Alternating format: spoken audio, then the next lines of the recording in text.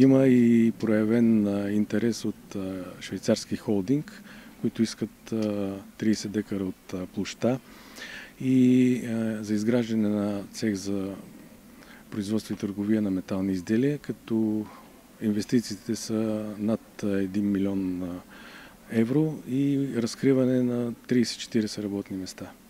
Реално процедурата по обособяването и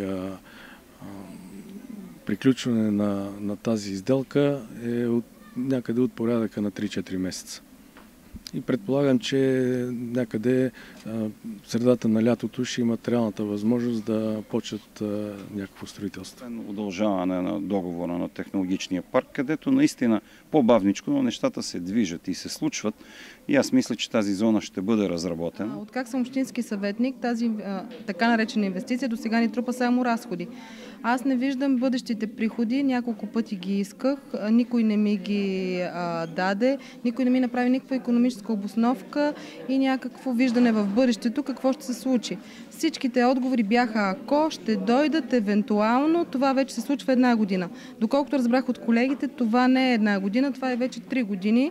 Се натрупват само разходи по този технологичен парк. Лично моето мнение е, че трябва да се промени технологичния парк.